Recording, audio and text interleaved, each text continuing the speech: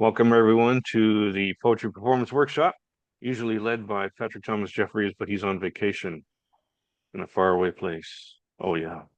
So, as the senior support, this is Kingfisher here.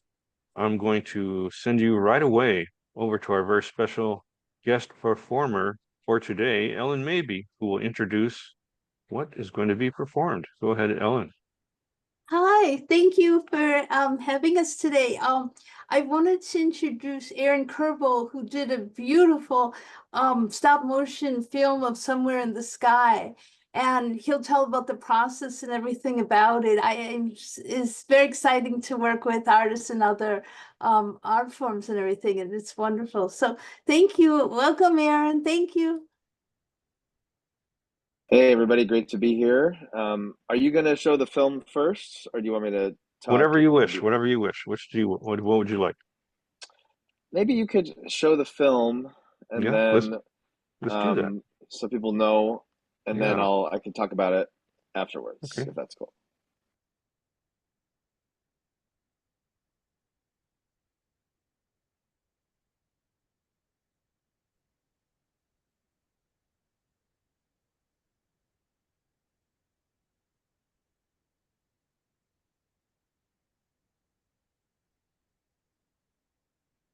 Just realized I got a screen share of this puppy. There it is. All systems go.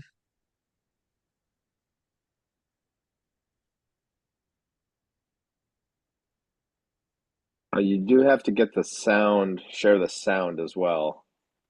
Oh yeah, sorry about that. I'll That's start it okay. over. History in the ache of the land, somewhere in the sky. What if every moment you feel something happening? Someone scattering daisies and someone throwing ash. What if you feel the bones of history in the ache of the land? What if you wake up and your head is a map in a million different languages? What if you are able to eat musical notes for breakfast and symphonies for snacks? What if documentaries are written in your eyelids like rain? What if everything blended technicolor wonder, but only for an hour? Would you wake up early or stay up all night in order to find it? What if your skies shimmered with glitter? What if your hemisphere drizzled with doom? A thesaurus of moments, human in nature.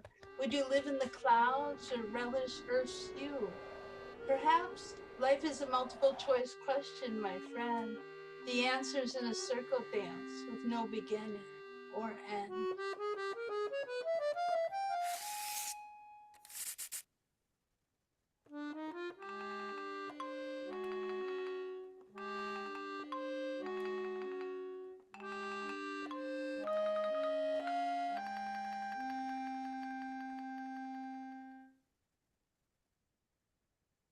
Spectacular. Woohoo.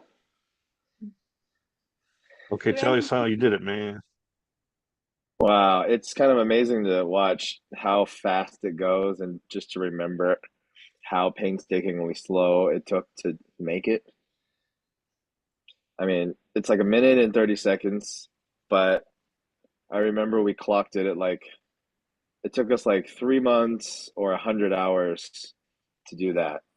And yeah, it was kind of one of my earlier films, but I very much started the stop motion craft during the pandemic, like some people learned how to make sourdough bread, some people, learned how to build things, and I learned how to make animations.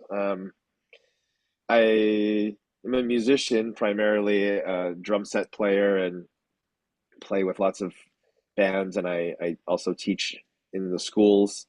Um, but I've never had a visual practice or thought that I would ever create visual art.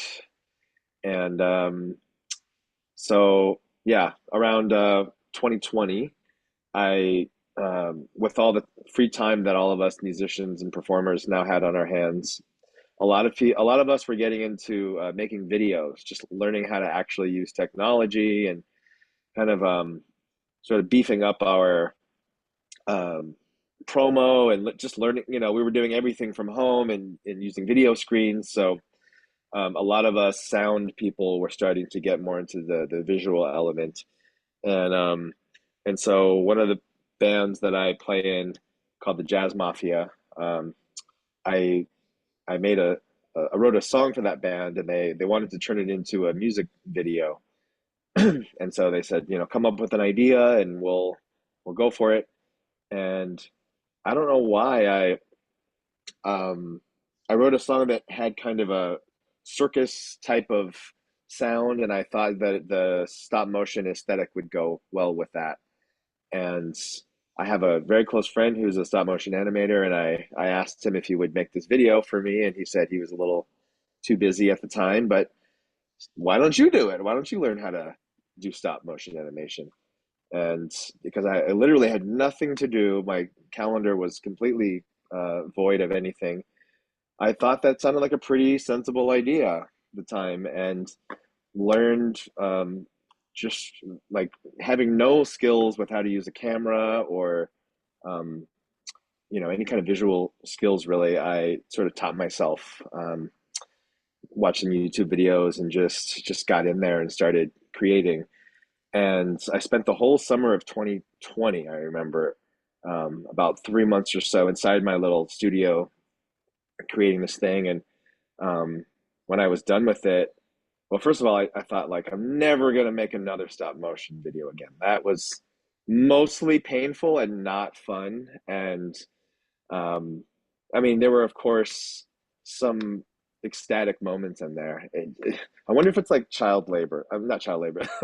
um, Whoa. labor pains. It felt like Yeah, child labor, there you go. but it felt like I birthed this beautiful thing from so much struggle and doubt and physical pain, and it was just sort of like what people did during that time, and I just felt driven to do it. So after letting that one sit for a few months, I got that itch again, and it this little voice said like, "All right, you know, what are you going to do now? What's your next video?"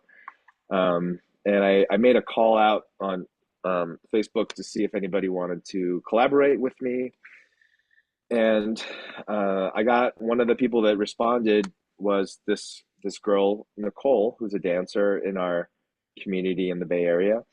And she said she wanted to do something together with dance and stop motion. And I didn't really know you could animate a live human being. I thought it just had to be objects. But I did a little research, and I saw that in fact a lot of people do animation with human beings. I think it's called pixelation. That's the technical term for it. And Ledge. so yeah. um, and so basically we started to brainstorm, and it turned out that she was expecting that she would come in for an afternoon, and maybe we'd work for a few hours and do some cool kind of movement thing, experiment thing. And meanwhile, this was right when the January 6th storming of the Capitol Oh, happened. yeah. I don't know if anybody remembers that, but it was this little Oh, blip. sure. Yeah. And so that happened right in the middle of our brainstorming session. And you know, the very next day, I looked on Facebook and I saw this gorgeous poem that Ellyn had written that she put out. And I always, whenever I see something that Ellyn writes, it always catches my eye, and I stop to take it in as I, you know, scroll through things. And that poem really, it it just struck a nerve, and it felt like a kind of response to that horrible day, but in a very poetic way where it wasn't necessarily referencing that incident, but it felt like just like a beautiful poetic kind of thing that you know, I guess you could take it however you wanted to take it. And to me, it just was like a reminder that, okay, there's, you know, things are not all bad. If poets are still doing poetry, that's a good sign. And I was so moved by her words, as were so many other people, that I just knew right there, like, okay, I want to do a stop motion animating her words, and I want to use Nicole's movements to interpret these words. And it just all came together. And I told Nicole about it, and I think she was a little bit disappointed that, like, when she realized how much work this was going to be, and it wasn't just going to be like a fun little afternoon, um, you know. But she was really just open, as we all just had the time, and you know, went with it. So um, I got to work on the whole process of it, and for me, my process is, if there's words involved, going through the words and just listening to them over and over again, or reading them and just seeing what images pop up, just sort of instinctually. And I spent a lot of time doing that, and sort of looking for images online as like a kind of a storyboard type of thing. And then, yeah, just kind of went from there. You know, I can get more into that, but basically it came together. And um, we used this studio space that she has access to in Oakland. And I decided that I wanted, I don't know if you were able to tell in the video, but she was laying down on the floor, but the camera's overhead, so the effect is that it sort of looked like she's standing up, like 3D. And so all of the work was done with her laying down on this floor. And there were, you know, some pretty obvious things that I didn't predict, like the fact that she would be in pain for most of the time we were working together, because it turns out it's not very comfortable to be laying on a floor for, we would have like 12-hour days, Ooh. with little breaks. But um, and so we went in, you know, many days a week. And um, I was also learning how to use a camera and lighting, and just learning how to do this craft. And so there were, you know, a lot of things that took much longer than it had I known what I was doing. Um, like, for instance, we are filming a scene, and then I realized, like, oh, I need like a different camera, and I need more lights. And I actually just left her on the floor while I drove to the camera store and bought more stuff and came back. And you know, just like things that, it's it's a process. And so, sort of figuring out the craft as I was going and making this thing. Um and one thing that came from this is, we turned out, because we had so much time on our hands getting to know each other, it turned out we started to date, and we got into a relationship that's been going on Uh-oh. for 3 years now. And it Oh, all that's a came turn from away that. from where I thought you were going to go. Because What I did you am think? burning with this question, if I may ask. Yes. Because you did make the decision to use Ellen's voice, so you had to coordinate that too. Yeah. How'd you coordinate that? I recorded it over Zoom, I believe. I think, Oh, yeah. Yeah, we did a Zoom call. And so Ellen graciously gave me a couple of takes of her reading, and I have like a video of her reading on Zoom as well. And it's cool how open that Ellen was to have somebody interpret her work. And I've known Ellen for a very long time. She's a family friend of a friend of my mom and my family. So I actually knew Ellen when I was a kid, and I was going to taken to poetry readings. I remember going to Beyond Baroque a handful of times while I was growing up, and seeing Ellen and looking up to her. Like, she was like an artist that we knew that was actually doing it professionally and doing it at a high level. Um, and so, like, I've watched Ellen over the years, and then to get to actually collaborate with her as an adult was just really cool and surreal. And it just felt like a full circle moment. And yeah, and so it was so much time, so much effort, and when we finished, we had this really cool video that came out of it, and I was in a relationship all of a sudden, and kind of Here we got go closer again. to.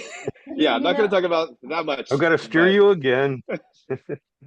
No, because but that really, I was, mean, this is a poetry performance workshop, and I do have a burning question that I yeah. think Please our viewers would ask any have, and that questions.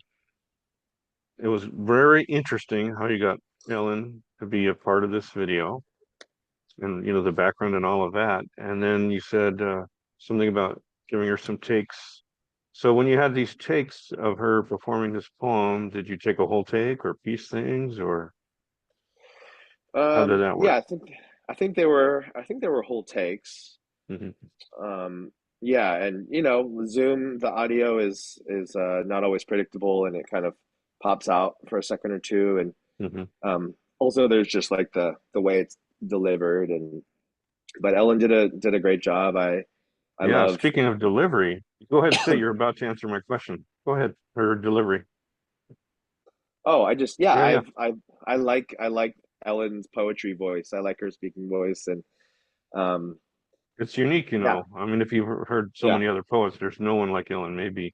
No one like Ellen, maybe. No one could Yeah, even possibly imitate Ellen Maybe, although I know a poet who tries, yeah. but he fails. He tries, but he fails. So I you won't name know, names, I, but I, I would like to make a comment too. I think yeah. it was a beautiful piece that was put together, and what I'm struck by, excuse me, is that so often there's competition for attention between visual and verbal. And I didn't experience that in this piece. I was able to, first of all, Ellen, that's an absolutely beautiful poem. Just absolutely beautiful. And not one word was lost or distracted from by the visuals, which I thought were beautiful, but they served a backdrop. They didn't take away my attention. And that to me was really important because the heartbeat is the poem, not the visual. Although the visual, there's no doubt it adds depth and layer and complexity. But I just thought it was masterfully done, how there was that balance. I could enjoy the visual, but it did not get in the way of the poem. Hmm. So kudos. Does That's a that high make compliment. sense? That's fantastic. Yes, it's Yeah. Yeah, true. yeah. It's a great compliment, and I think Ellen's language is so visual and highly animatable, and I won't take on a project if I don't see things when I read the poem or hear the song, or because it is a lot of work. And when I read the poem, I instantly was seeing images and colors, and um, so it felt easy to conceptualize it, but then to carry it out was another thing. Uh, All right, hey, Rose, did you want to say anything about the performance? I mean the poetry reading and the visual image are all both wonderful, and I think the video the visual images really make the poem even more visible, or like become like a dream or something. It was mm, wonderful. Yeah. Yeah, I thank think you. a lot of these musicians are imitating you, Aaron, because you're seeing all these videos now from these acts that are putting the words on the screen, like the Rolling Stones. They have the words on the screen now for all their old videos, I guess, to make them more palatable for the young. Oh, really? Yeah, I'm not saying you're doing that. No, yours is a higher art. It really is, because you're not doing that. But I think that's their attempt to make it visually arresting, so every second is interesting. But they should be taking a page from you, really, because that's what you did. You transformed her poem into a visual medium, and it was still the poem. So nothing was Yeah. lost, like Karen said. So I think the strongest thing I can do with these last few minutes, if I may, I'd like to show this video again. Oh, Yeah, okay. because that's what I want to leave people with. The work of art. It is really astounding, and it's multidimensional, right? You've got the poem, you've got the visuals, you've got the person, you've got the artist behind the camera, and putting it all together. Let's see it one more time. Is that okay? Yeah. All right, thank you. I want to see it in our comments, and we made them already. All right. So share screen. And then I just back up the truck to the start. We're in the sky. What if every moment you feel something happening? Someone scattering daisies and someone throwing ash. What if you feel the bones of history in the ache of the land? What if you wake up and your head is a map in a million different languages? What if you are able to eat musical notes for breakfast and symphonies for snacks? What if documentaries are written in your eyelids like rain? What if everything blended technicolor wonder, but only for an hour? Would you wake up early or stay up all night in order to find it? What if your sky shimmered with glitter? What if your hemisphere drizzled with doom? A thesaurus of moments, human in nature. Would you live in the clouds or relish Earth's hue? Perhaps life is a multiple choice question, my friend. The answer's in a circle dance with no beginning or end.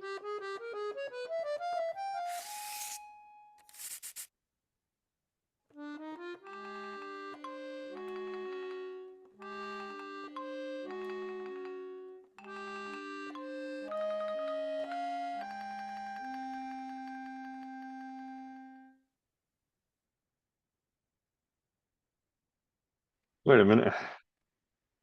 Why did that happen? What's that? That is, I didn't stop the video. I stopped the share instead of the video. Oh, it seems Oh, seamless. way to mess up, Mr. Campbell. Well, hopefully that video's still fresh in everybody's minds. You know, there was one other element, the music we discussed. That is another element, right? It's the visual, the music, the words of the artist. Thank you so much, Ellen and Aaron. Thank you. And I'm going to get this Really well puppy ready for done, you. really well done. Thank you. Thanks for having me and allowing me to talk about it and share a real-time moment with Ellen. Hi, Ellen. Good to see you. He's gone to play at festivals. He let me know a little of that. It was been in some poetry and film Oh, festivals around the world, right? And stuff like that. Oh, yeah. Yeah, I did I've got a enter minute or it. two for that. Yes, please do. Oh, I have to go back and I think it might have won an award for something, but I'm trying to remember because it's been a minute. But I know I entered it into yeah. Zebra Poetry Film Festival and yeah, I think a couple. I was kind of got into entering films into film festivals for a minute, and so yeah, people did get to see it around the world, and um, it's cool. And I don't know what they said about it, but I hope that it made people feel something. Everyone that I know that's read her poem or seen the video has been really touched by the poem and the words. So it felt like an easy collaboration for me. It was very easy to animate those words, and I've always loved your Ellen's. work. Oh, yeah. I'm sorry. I I've stepped on just your always last line. loved your words. Yeah. Yeah, we are thinking along similar lines. I was saying this was now a different word comes to my head, but the marriage of what we all know and love about Ellyn Maybe and her art with Aaron's art, right? And this is something we're gonna be just one of the many who are gonna try to help disseminate that throughout the world. So thank you again. Out of time. All right. Gotta Thank you. put this Thank you up. for having me. So